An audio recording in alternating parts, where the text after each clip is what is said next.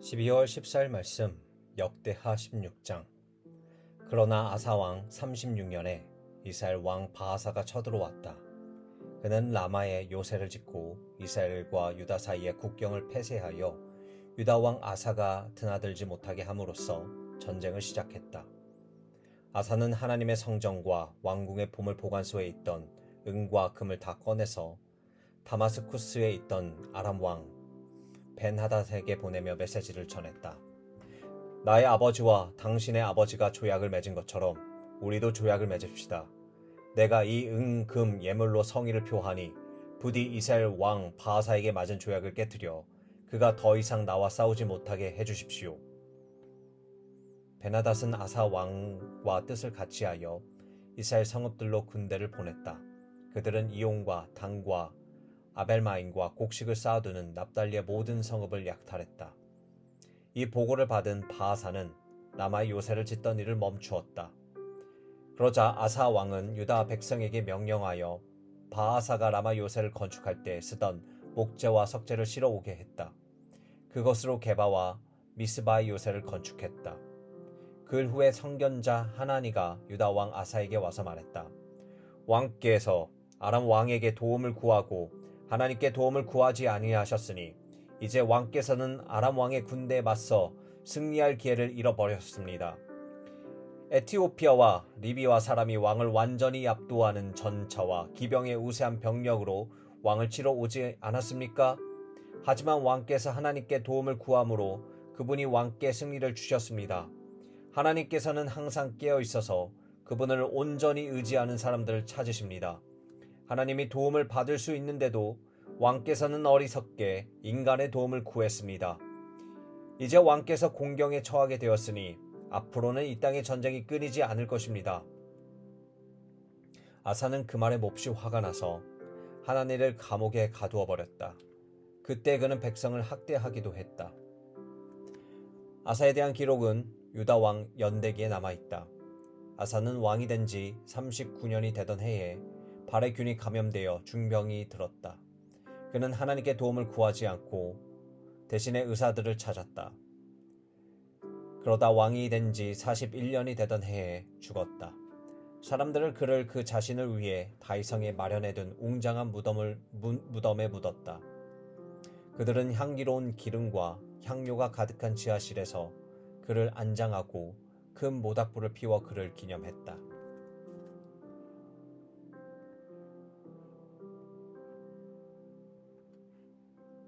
요한계시록 5장.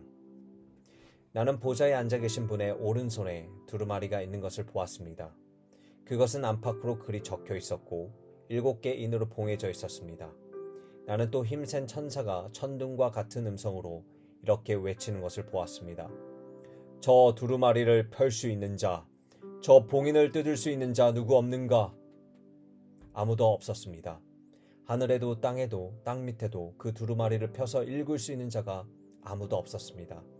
그 두루마리를 펴서 읽을 수 있는 자가 아무도 없는 것을 보고서 나는 울고 또 울었습니다. 장로들 가운데 하나가 말했습니다. 울지 마라, 보아라, 유다 지파에서 나신 사자이신 분, 다윗 나무의 뿌리이신 분께서 승리를 거두셨다. 그분은 저 두루마리를 펴실 수 있고 7 봉인을 떼실 수 있다. 그래서 내가 보니 한 어린 양이 보좌와 동물과 장로들을 둘러싸여 계셨습니다. 그분은 전에 도살되었으나 이제 우뚝 서 계신 어린 양이었습니다. 그분은 7뿔을 가졌고 또 7눈을 가졌는데 그 눈은 모든 땅에 보내진 하나님의 7 영이었습니다. 그분이 보좌에 앉아 계신 분께 가서 그분의 오른손에서 두루마리를 받아 드셨습니다. 그분이 두루마리를 받아드는 순간 네 동물과 24 장로가 바닥에 엎드려 어린 양께 경배했습니다. 각각 하프와 향이 가득한 금 대접을 듣고 있었는데 그 양은 하나님의 거룩한 백성의 기도였습니다. 그리고 그들은 새 노래를 불렀습니다. 합당하십니다. 두루마리를 받으시고 그 봉인을 떼소서. 죽임당하신 분 주님은 피로 값을 치르셨고 사람들을 사셨습니다. 그들을 온 땅으로부터 다시 데려오셨습니다. 그들은 하나님께로 다시 데려오셨습니다. 주님께서 그들을 한 나라와 우리 하나님을 섬기는 제사장과 온 땅을 다스리는 제사장 왕이 되게 하셨습니다. 나는 또 보았습니다. 보좌와 동물과 장로들 주위에서 수천 수백만 천사들이 큰 소리로 함께 노래 부르는 소리를 들었습니다. 죽임당하신 어린 양은 합당하시다. 권능과 부와 지혜와 능력을 받으소서. 존귀와 영광과 찬송을 받으소서.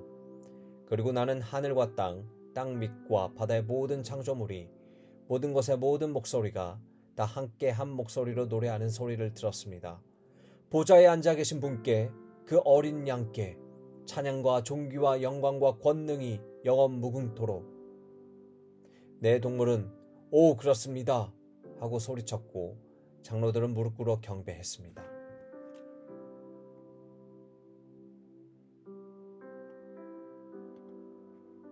스가랴 1장. 다리오 왕 2년 8째 달에 하나님의 메시지가 이또의 손자요 베레가의 아들인 예언자 스가랴에게 임했다. 나 하나님은 너희 조상들에게 몹시 노했었다. 그러니 만군의 하나님의 이 메시지를 백성에게 전하여라. 내가 돌아오너라. 그러면 내가 너희에게 돌아가리라. 너의 부모님을 닮지 말라. 일찍이 예언자들이 그들에게 외쳤다. 만군의 하나님의 메시지다. 너희 악한 삶에서 떠나라. 너희 악한 행실을 그만두어라. 그러나 그들은 내 말을 모두 무시했고 한사코 듣지 않았다. 너희 조상들은 지금 어디에 있느냐? 죽어서 땅에 묻혔다. 그들에게 설교했던 예언자들은 어디 있느냐? 그들도 죽어 묻혔다. 그러나 내 종 예언자들이 선포했던 메시지는 죽지 않았다. 메시지는 너희 조상들에게 들어가 제 역할을 해냈다. 그렇지 않느냐? 메시지는 그들을 일깨웠고 그들은 이렇게 말하며 돌아왔다.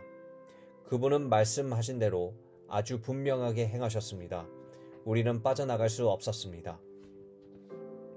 다리오 왕 2년 11째 달에 24일에 하나님의 메시지가 이또의 손자요 베레가의 아들인 예언자 스가랴에게 임했다. 어느 날 밤 내가 보니 한 사람이 붉은 말을 타고 있었다. 그는 자작나무 숲속 그늘에 있었다. 그의 뒤에는 말이 더 있었다. 붉은 말 한 마리가 밤색 말 한 마리와 흰 말 한 마리였다. 내가 말했다. 주여, 이 말들이 지금 여기서 무엇을 하고 있습니까? 이것은 무슨 의미입니까? 전령 천사가 말했다. 내가 보여주마. 그러자 자작나무 숲의 기수가 목소리를 높여 말했다. 이들은 하나님께서 땅 위에 이를 조사하라고 보내신 기수들이다. 그들이 자작나무 숲에서 하나님의 천사에게 자기들이 보고 온 것을 보고했다. 저희가 온 땅을 두루 살펴보는데 다 좋습니다. 모두 제대로 돌아가고 있습니다. 하나님의 천사가 보고를 들었다. 만군의 하나님, 예루살렘과 유다의 도성에 대한 언제까지 노하시렵니까? 언제쯤 진노를 누그러뜨리시렵니까? 70년이면 충분한 세월이지 않습니까? 하나님께서 좋은 위로의 말씀으로 전령 천사를 안심시켜 주셨다. 그러자 전령 천사가 나를 향해 말했다. 그들에게 전하여라. 만군의 하나님께 이렇게 말씀하셨다고 일러주어라. 하나님의 메시지다. 내가 예루살렘과 시온을 많이 아낀다. 그들을 진정으로 나의 것으로 여긴다. 그러나 온 세상을 다 가진 것처럼 살고 있는 저 사악한 민족들에 대해서는 진노가 머리끝까지 치민다. 전에는 다소 화가 나는 정도였는데 이제는 그들이 도를 넘었다. 나는 이제 행동에 나서려고 한다. 내가 예루살렘에 돌아왔다. 이번에는 동정의 마음을 품고 돌아왔다. 하나님께서 말씀하신다. 나는 내 성전이 반드시 재건되도록 할 것이다. 만군의 하나님의 포고다. 재건 공사는 이미 시작되었다. 다시 한번 전하여라. 만군의 하나님의 포고다. 나의 도성들이 다시 번성하고 하나님이 다시 시온을 위로할 것이다. 예루살렘이 다시 나의 총애를 받게 되리라. 고개를 들어보니 또 놀라운 또 다른 환상이 보였다. 넷불이 있었다. 내가 전령 천사에게 물었다. 이것은 무슨 의미입니까? 그가 말했다. 이것은 유다와 이스라엘과 예루살렘을 멀리 흩어버린 권세들이다. 그때 하나님께서 그 환상에서 내 대장장이를 더 보여주셨다. 내가 물었다. 이것은 무슨 뜻입니까? 그가 말했다. 유다를 흩어버리고 희망을 모두 꺾은 그 뿔들과 싸우려고 온 대장장이들이다. 그들이 유다를 사방으로 흩어버린 사악한 민족들의 뿔을 꺾어버릴 것이다.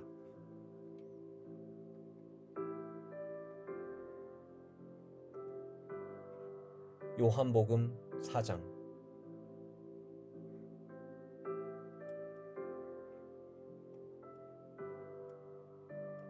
예수께서 바리새인들이 자신과 요한의 세례를 준 횟수를 세고 있다는 것을 아셨다. 실제로 세례를 준 것은 예수가 아니라 그분의 제자들이었다. 바리새인들은 예수가 앞섰다고 점수를 발표하며 그분과 요한이 경쟁하는 것으로 사람들의 눈에 보이게 했다. 그래서 예수께서 유대를 떠나 다시 갈릴리로 가셨다. 갈릴리로 가려면 사마리아를 가로질러 가야 했다. 예수께서 사마리아의 수가라 하는 마을에 이르렀다. 수가는 야곱이 자기 아들 요셉에게 준 땅과 맞닿아 있었는데 야곱의 우물이 아직 거기 있었다.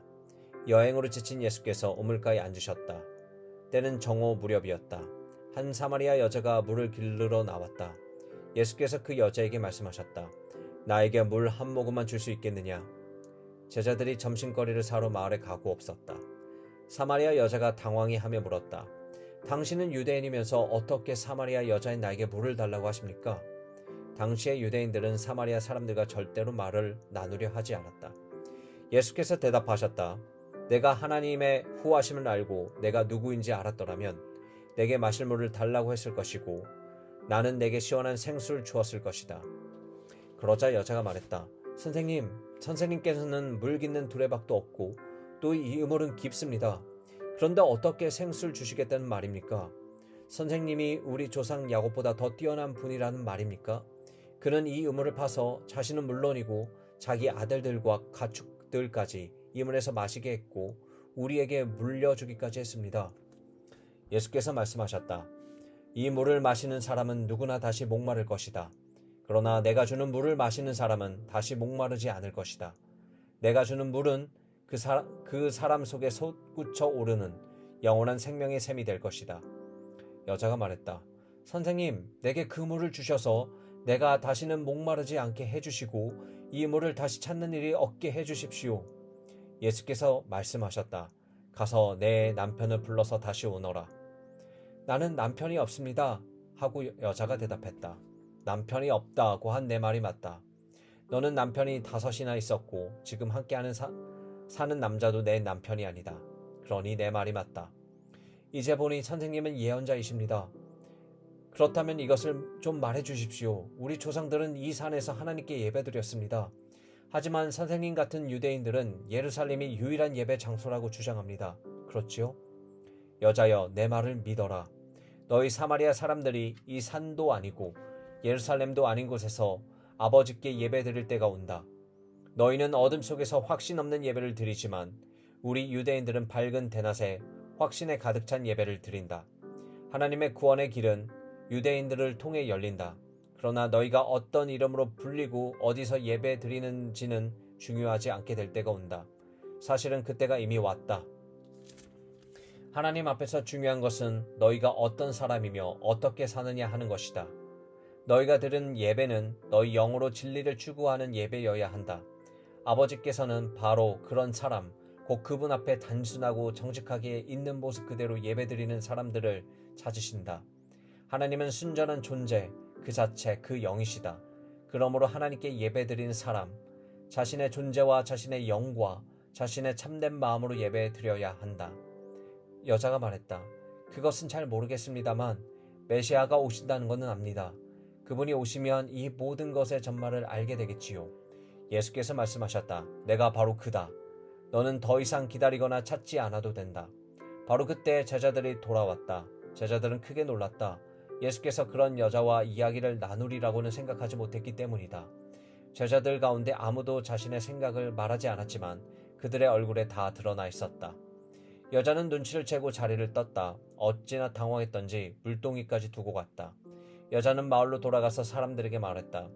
내가 한 일을 다 알고 있는 사람이 있습니다. 와보세요. 그분은 나를 속속들이 아십니다. 혹시 그분이 메시아가 아닐까요? 그래서 그들은 예수를 직접 보러 나갔다. 그 사이에 제자들이 예수께 음식을 권했다. 라삐님, 드십시오. 안 드시겠습니까? 예수께서 제자들에게 말씀하셨다. 나에게는 너희가 알지 못하는 음식이 있다. 제자들이 누가 그분께 먹을 것을 가져다 드리기라도 한 걸까? 하고 어리둥절했다. 예수께서 말씀하셨다. 나를 살게 하는 음식은 나를 보내신 분의 뜻을 행하고 그분이 시작하신 일을 마무리 짓는 것이다. 지금 너희의 주위를 둘러본다면 넉 달쯤 지나야 추수할 때가 되겠다고 말하지 않겠느냐. 내가 너희에게 말한다. 눈을 뜨서 눈앞에 무엇이 있는지 똑똑히 보아라. 이 사마리아 밭들은 곡식이 무르익었다.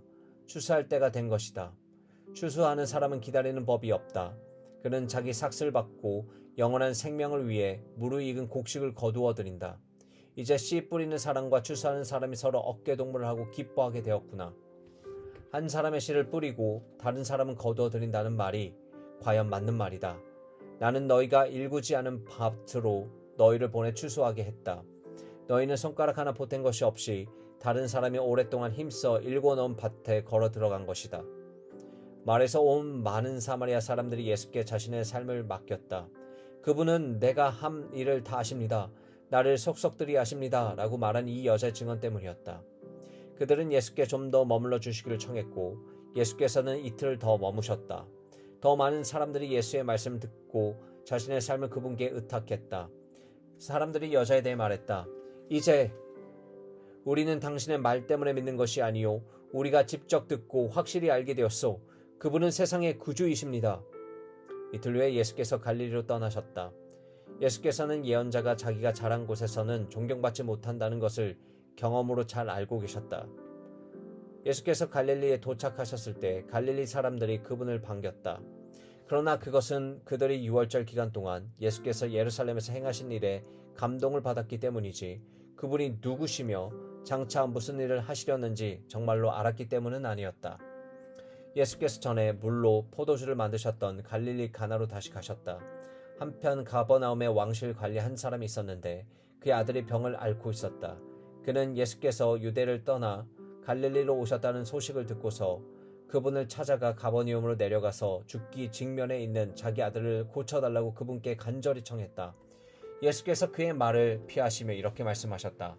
기적을 보고 압도되지 않으며 너희는 믿으려 하지 않는다. 그러나 그 관리는 물러서지 않았다. 함께 가주십시오. 제 아들의 생사가 달린 일입니다. 예수께서는 그저 집으로 가거라. 내 아들이 살아났다. 고만 대답하셨다. 그 사람은 예수께서 하신 말씀을 그대로 믿고 집으로 향했다. 그가 돌아가고 있는데 종들이 중간에서 그를 붙잡고는 소식을 전했다. 아드님이 살아나셨습니다. 그 사람이 자기 아들이 언제 낫기 시작했는지를 묻자 종들이 대답했다. 어제 오후 1시쯤 열이 내렸습니다. 그 아버지는 그때가 바로 예수께서 내 아들이 살아나셨다고 말씀하신 때라는 것을 알았다. 그 일로 결론이 났다. 그 관리뿐 아니라 온 가족이 다 믿게 된 것이다. 이것은 예수께서 유대를 떠나 갈릴리로 오신 후에 보여주신 두 번째 표적이다.